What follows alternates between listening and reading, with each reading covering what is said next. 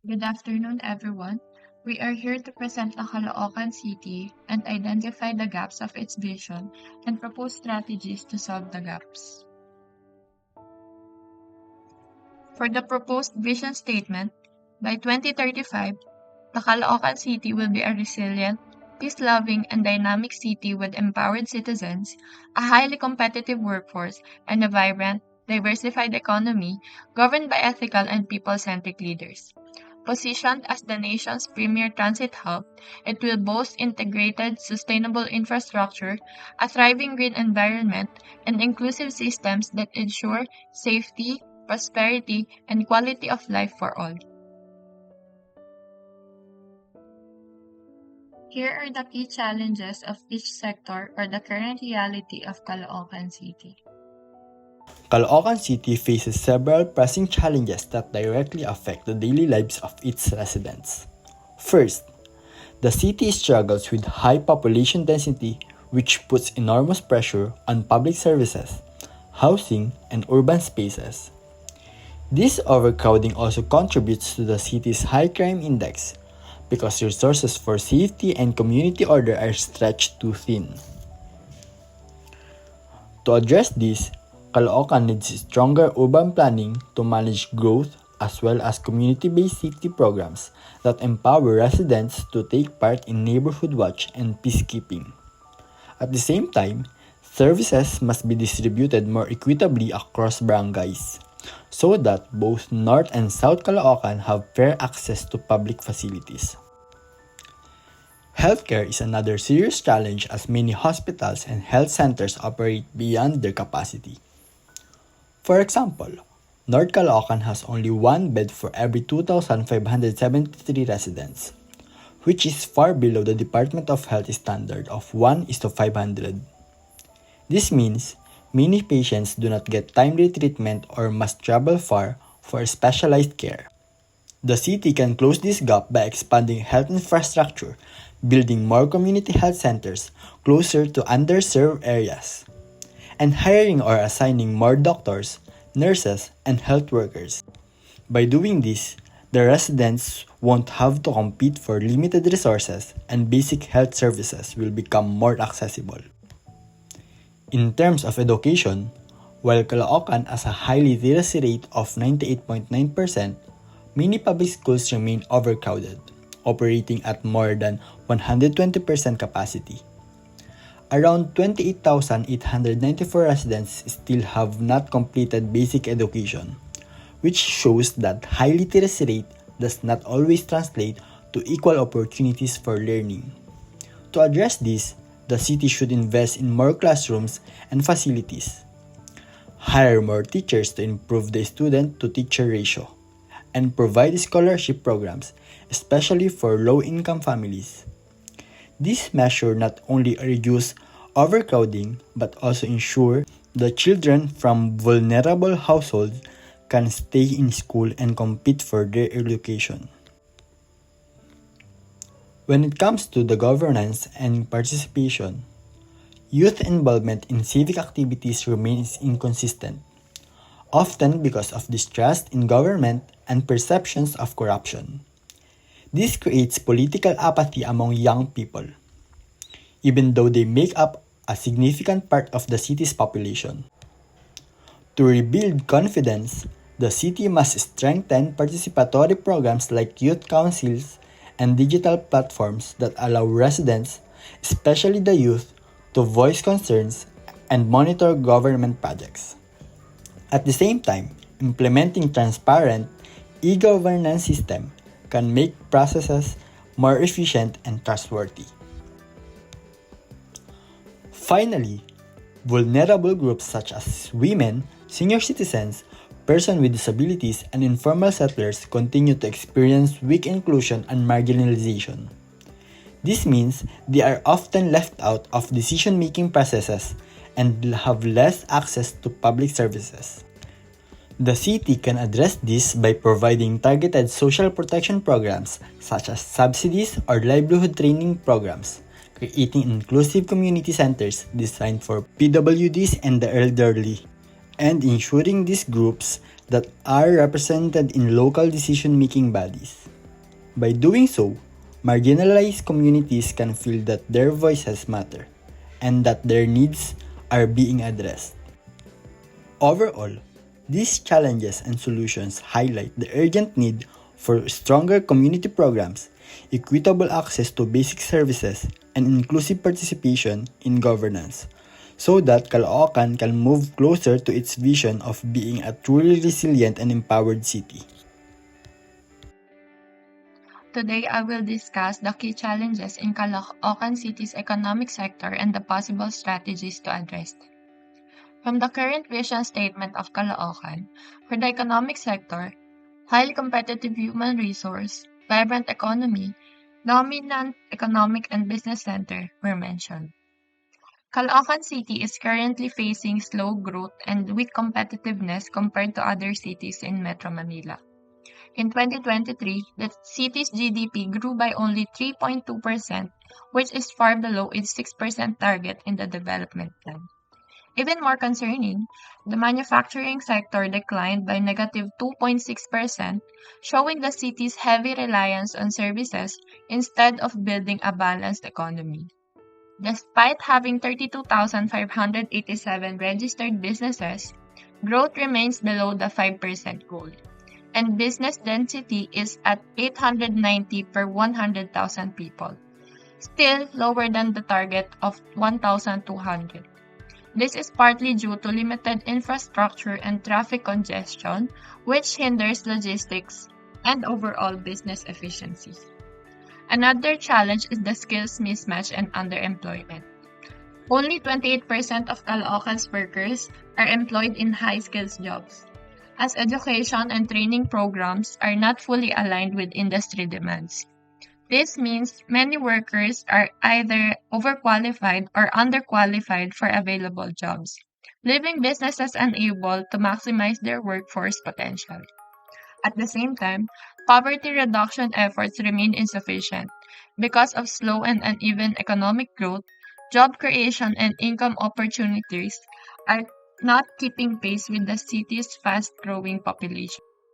These challenges persist mainly because Caloocan struggles to attract large investors, suffers from outdated infrastructure, and lacks strong linkages between schools and industries. As a result, it is difficult for the city to compete with more established business centers like Makati, Taguig, and Quezon City. To bridge this gap, several solutions are being proposed. First, the city should expand partnerships with TESDA and local industries to ensure that training programs align with labor market demand. Scholarship and subsidy programs, like those implemented in Valenzuela City, can also be adopted to improve school retention. Second, Caloocan should diversify its economy by promoting sectors like the manufacturing, logistics, and creative industries, backed by investment incentives and infrastructure support. Following the DTI's MSME development plan, encouraging small and medium enterprises through financial literacy and access to credit can strengthen sectoral balance. Third, to improve competitiveness, Caloocan must also streamline and digitalize its business processes, modeled after the Quezon City's one-stop shop system, offering targeted FDI packages similar to what Cebu City has done, and upgrading infrastructure under the Build Better More program can attract more investors. Finally, marketing Caloocan through trade fairs, as Davao City has successfully done, can enhance business awareness and investor confidence. In summary, while Caloocan City faces economic challenges in growth, competitiveness, and employment, this can be addressed through strategic partnerships in the industry diversification, digital governance, and targeted investment incentives. With the right policies and reforms, Caloocan can position itself as a stronger and more competitive economic center in the coming years. To highlight the key challenges of economic sector, where low competitiveness versus other cities, weak business growth and limited foreign direct investment, skills mismatch and underemployment, insufficient poverty reduction, and lastly, slow gross domestic product or GDP growth. Here are the challenges falls under the institution. First is the weak governance. Governance is often weakened by inefficient and lack of accountability. This leads to mismanagement of resources and weak delivery of services. One way to address this is by introducing stronger system of accountability through digital governance platforms like online transparency dashboards. This way, projects and budgets can be tracked in real time. Second is the political dynasties. The Malapitang family has dominated Caloocan politics for over 30 years, with at least three family members, Oscar Oca Malapitan, his son Along, and other relatives, holding position of power. To address this, youth and independent candidates must be encouraged by providing leadership training and state support for new entrants in politics. Third is the weak and inconsistent enforcement of laws and policies. While laws exist, they are often applied inconsistently, allowing corruption and favoritism to persist. To address this, digitizing government records, automating penalty systems, and forming independent task forces with civil society participation can strengthen enforcement, making it more transparent and impartial. The last one is low social trust. Because of these institutional weaknesses, people lost confidence in leaders and even in one another, making cooperation harder to achieve. To address this, Caloocan City should have programs that involve citizens directly, like participatory budgeting, barangay assemblies, and citizen consultation. When people see that their inputs leads to real results, trust in institution will gradually improve.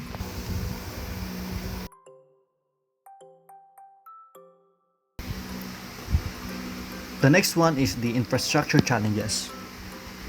Here the challenges falls under the infrastructure. First is the poor road conditions.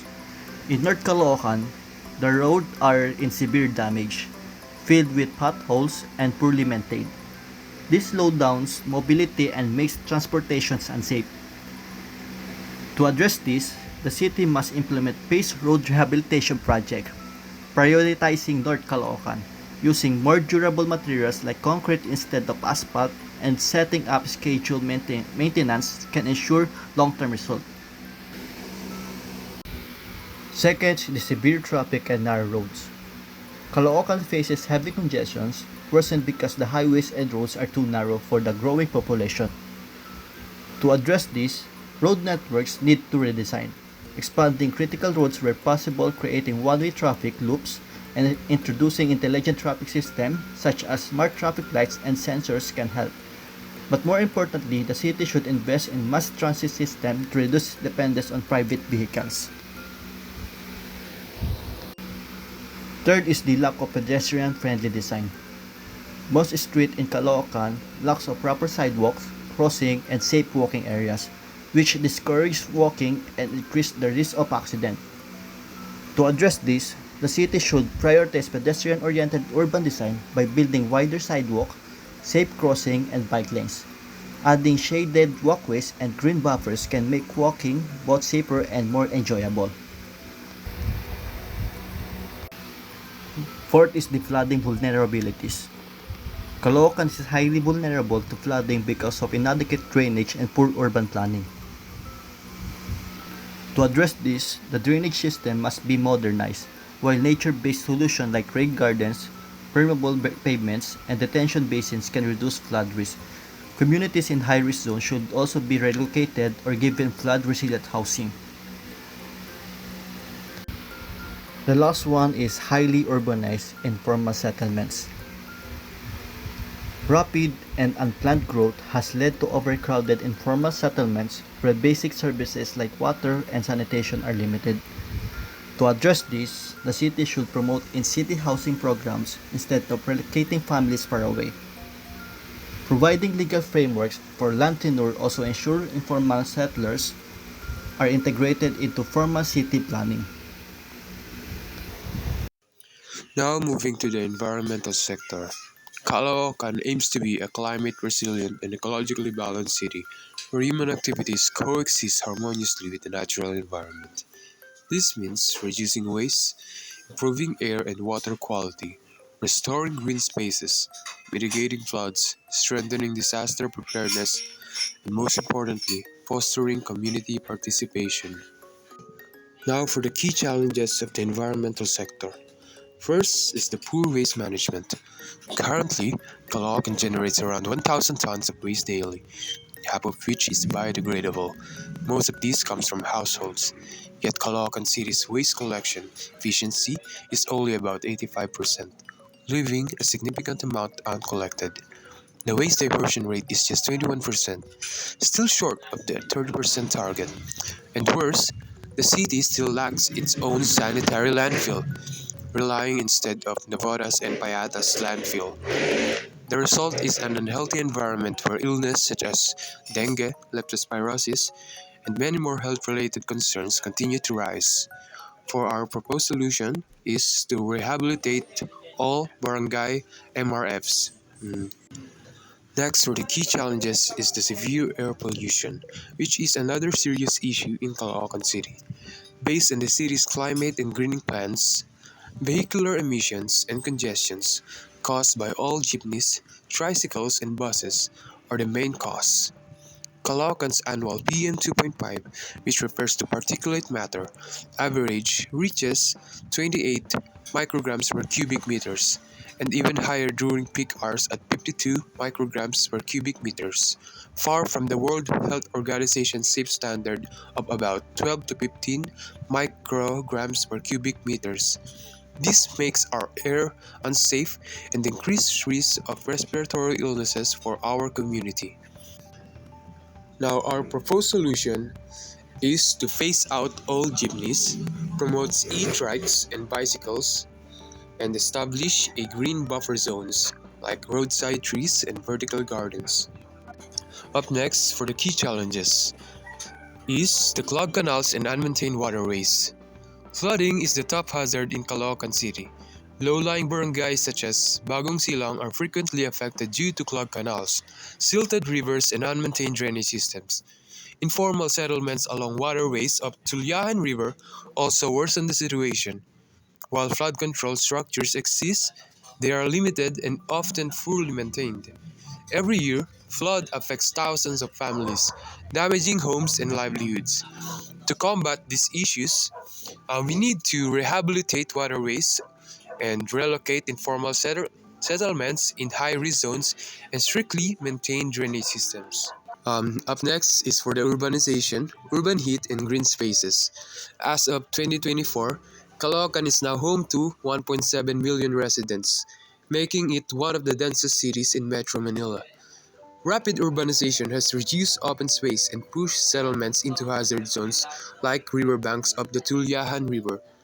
With concrete-heavy development and insufficient vegetation spaces, the city suffers from the urban heat island effect. Green spaces are scarce, which many barangay lacks accessible parks, and tree cover is not enough to support biodiversity or protect vulnerable groups like the elderly and children from heat stress.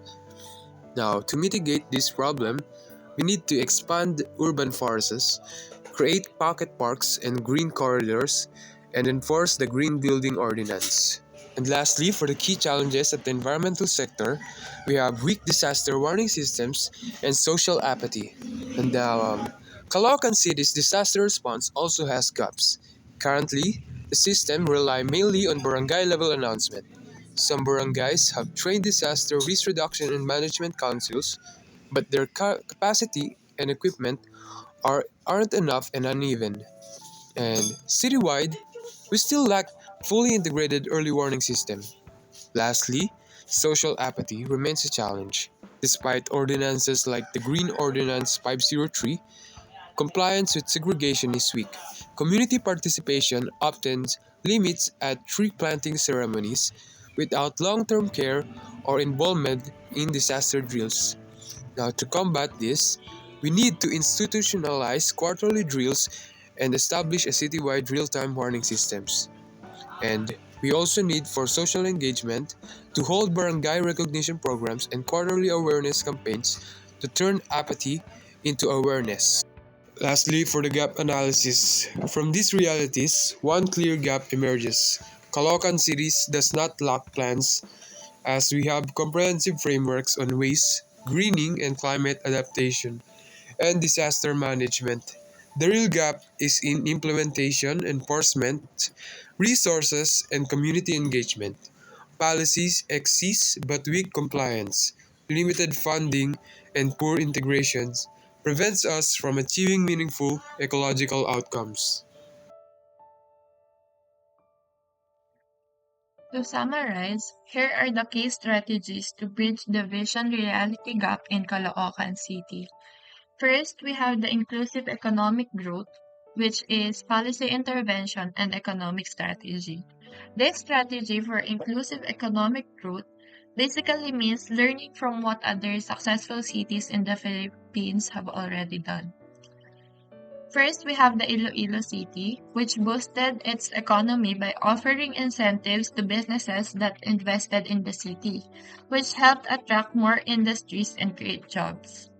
Next, we have Davao City, which created its own City Investment Code, which gave clear rules, benefits, and support for businesses, making it easier for investors to trust the city and set up operations. Lastly, we have the Valenzuela City, which became a model for efficiency by launching the 3S Plus e-government system, which made permits and services faster and more transparent through digital platforms. Quezon City also implemented this, which they also established the one-stop shop e-government services for easier, less hassle, and accessible government transactions. For Caloocan, this means it can rezone areas as growth corridors, specific districts for business, or the business sector itself, give time-bound tax incentives to attract more investors, and most importantly, pair this with industry-linked trainings like in IT BPM, logistics, and manufacturing, which is declining as of the current, so that residents have the right skills for the jobs being created. In simple terms, it's about making Caloocan more business friendly while making sure its people are job ready, just like Iloilo, Davao, Valenzuela, and Quezon City successfully did. Lastly, to bridge the vision reality gap, we recommend reforms in both governance and waste management. First, a participatory budgeting ordinance will empower citizens to directly influence where public funds go, ensuring transparency and accountability. Second, a digital service portal for permits, complaints, and tracking will cut red tape, improve efficiency, and rebuild public trust. And third, enforcing citywide MRF coverage under RA 9003 alongside waste-to-value cooperatives can turn waste into resources while creating livelihood opportunities. These strategies will make governance more transparent, services more efficient, and waste management more sustainable. Caloocan City's 2035 vision aligns its strategies with clear outcomes to ensure growth, livability, and good governance. This vision focuses on three core strategies.